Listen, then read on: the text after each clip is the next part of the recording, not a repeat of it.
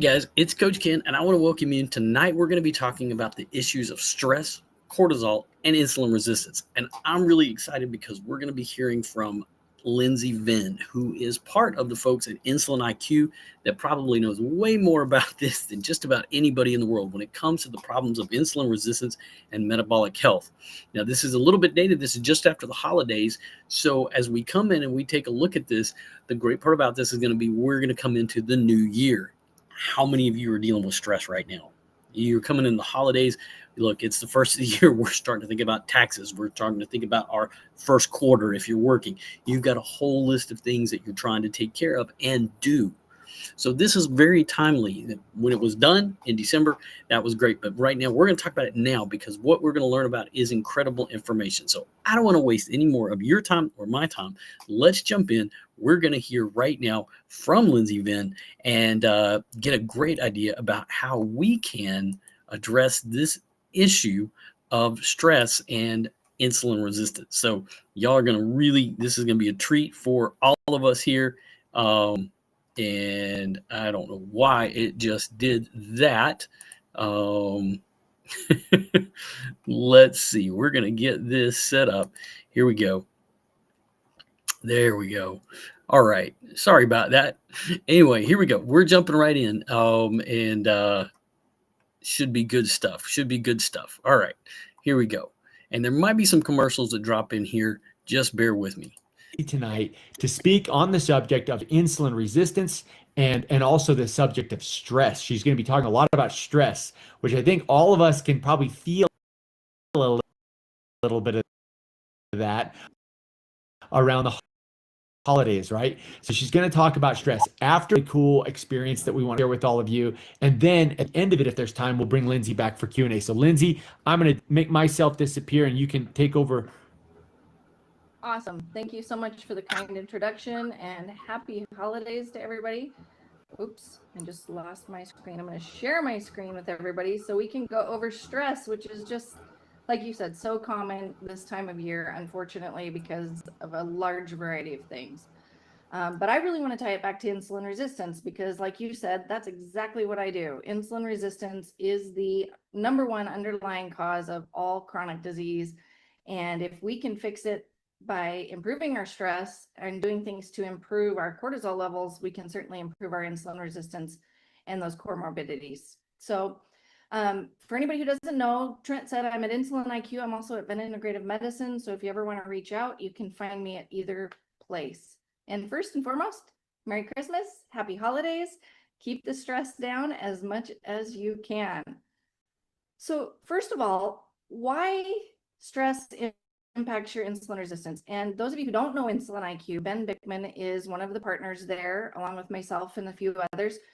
And he speaks about it very eloquently that there are three primary causes of insulin resistance, stress being one of those. And so the other two being diet and inflammation, but stress is the topic of conversation tonight and the thing I'm going to dive deep into. And so first, I want to point out that there's many kinds of stress, and we're going to go over this, but both acute and chronic stress will worsen your insulin resistance. And so any stress whatsoever will play a role in this, and the duration of it certainly matters.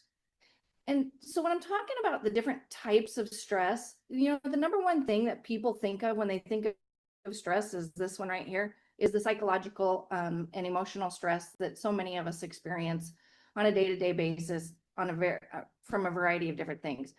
But there are other forms of stress, and one that's really important is things like pain. Pain can come from an injury. It can come from a chronic illness, such as, like Dennis had mentioned, MS or rheumatoid arthritis or osteoarthritis. So pain definitely plays a big role. But then there's also chronic conditions that maybe we don't have a whole lot to say over. Things like IBS or ulcerative colitis, for as an example of this, or MS would be another example of this. Any autoimmune disease can also be a form of stress. And so as I talk about stress, you're going to hear a lot about the psychological side of it, but I also want you to keep in mind that there are certainly other forms of stress that we want to pay attention to. So the first one is acute stress.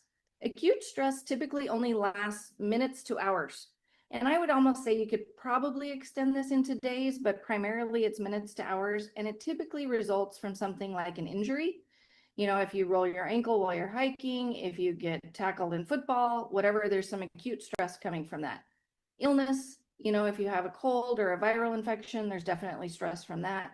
Grief, of course, can be an acute stress and oftentimes progresses into a chronic stress. And then there's also pressure and performance. So anytime you think about those butterflies you get in your stomach, that's acute stress. That is just generation of stress and cortisol levels related to a situational thing that is going to resolve on its own pretty quickly. And then last but not least, honestly, heat and cold exposure can honestly be a form of acute stress, which can be very beneficial in some situations, but can also be a problem if there's chronic stress underlying. I used to think people without nerve pain were just lucky until I found out they all have something in their blood that shout out.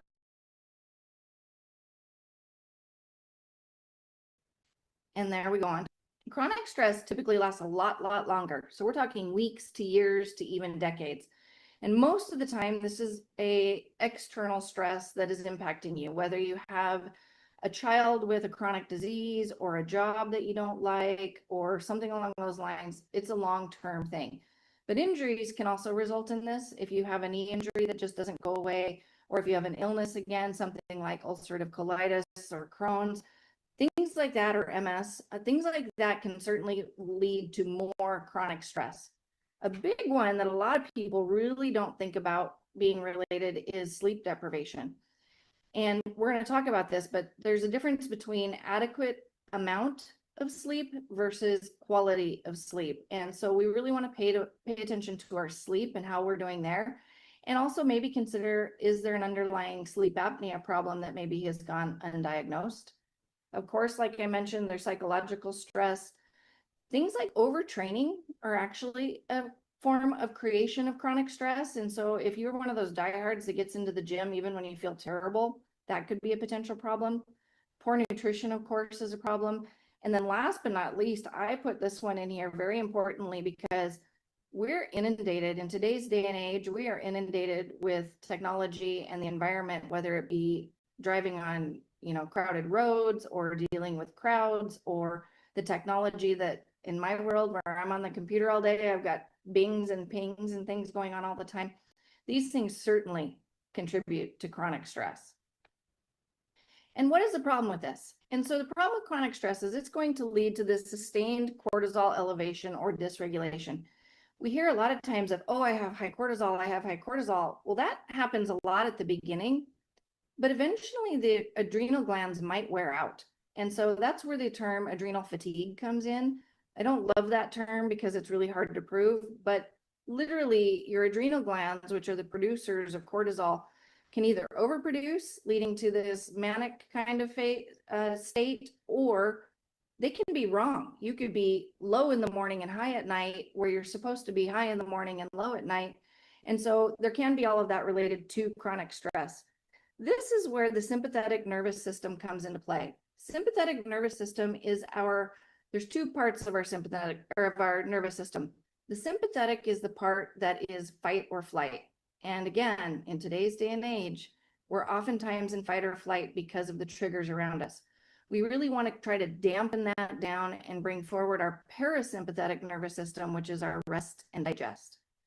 The two main points that are really most pertinent to this call tonight are the fact that we will have high blood sugars and we will have high blood insulin levels in response to chronic stress. And as many of you have heard me talk about before, when we have these two factors, we're either insulin resistant or type 2 diabetic, leading to a whole burden of other problems. And then the last thing on here I put was the dysfunctional circadian rhythm. Again, really impacting sleep. So it's your cortisol and your chronic stress impacting sleep versus the vice versa that I talked about before.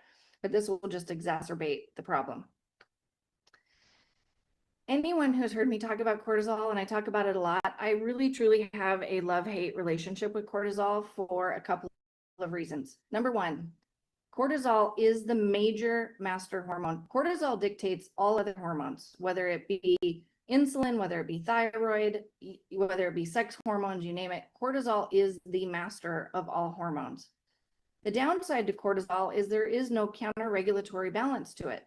So with a lot of our hormones, we have a counter-regulatory system. So like for testosterone, we have FSH and they balance each other out.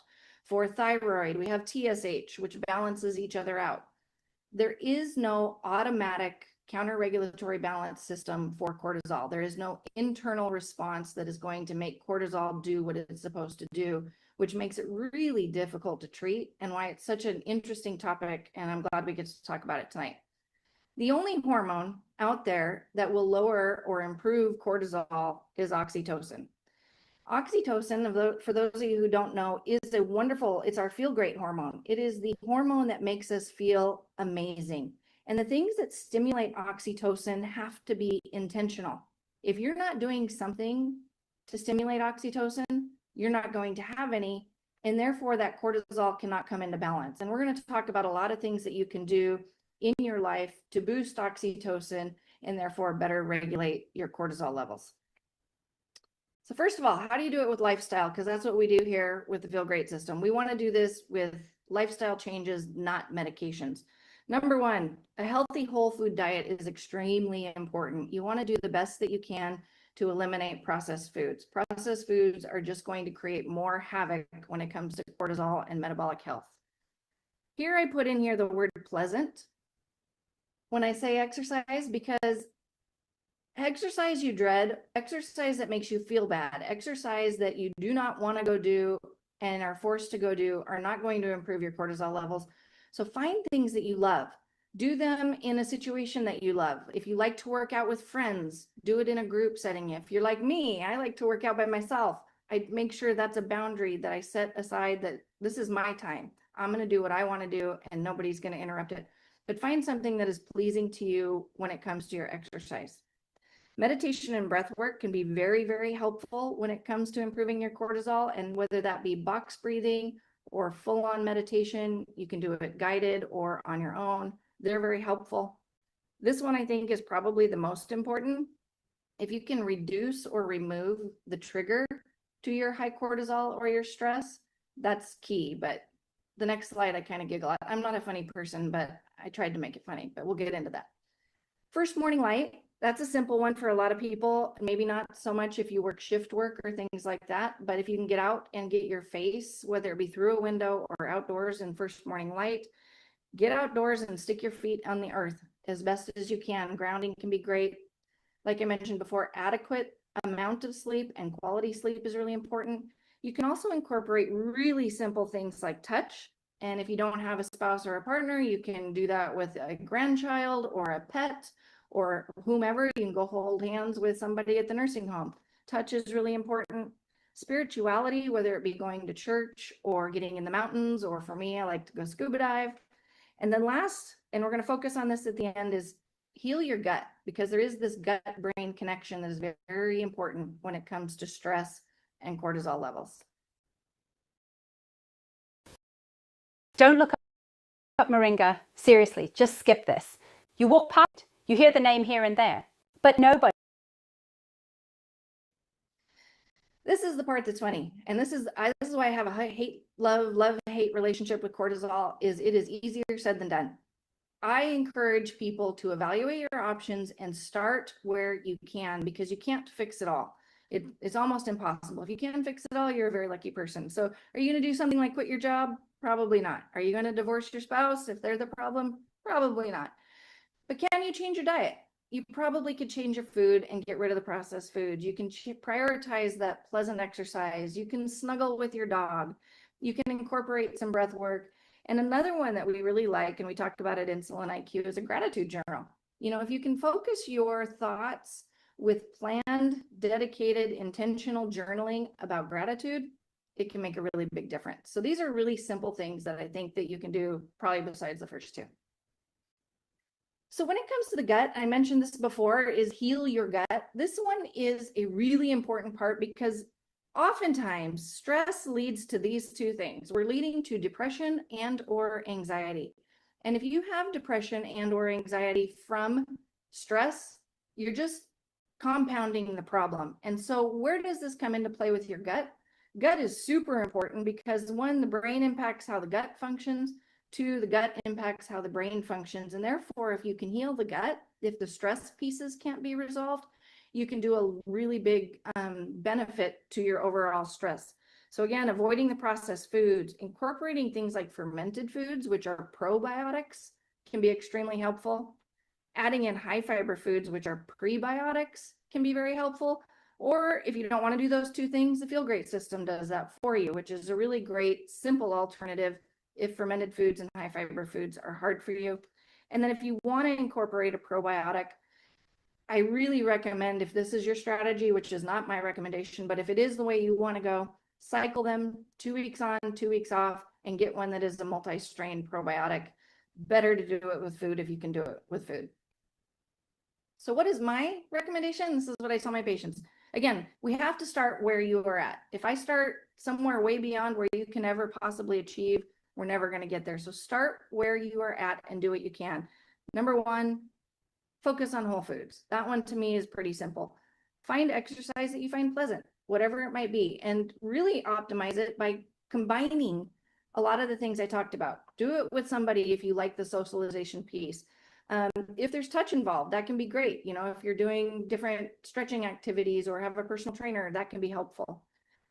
Get in some meditation or breath work. That can be very impactful. Even 5 minutes a day, and that's nothing. If you really think about it, if you do it the minute you lay down in bed and do box breathing for 5 minutes, it can play a big role. Get outside, incorporate that into your exercise. And then again, feel great system. And Trent is going to talk a lot more about that when it comes to how do you incorporate that and what the strategy is there. So quick, easy presentation. Merry Christmas. Happy New Year. Everybody try to minimize your stress and you'll have a much better new year when it comes around. I love it, Lindsay. Thank you.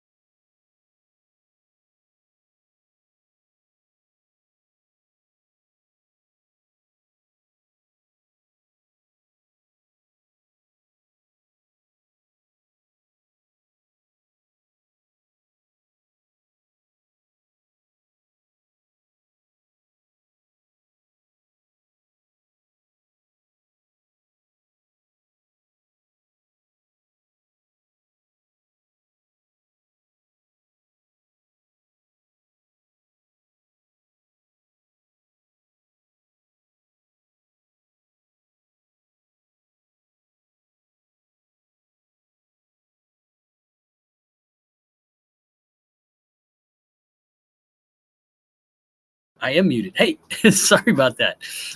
So real quick, we're going to be live tonight at 6 p.m. Alaska time, 9 p.m. Central time. We'll be right back here with Derek Henderson and Dr. G. We're going to be talking about metabolic health and reset.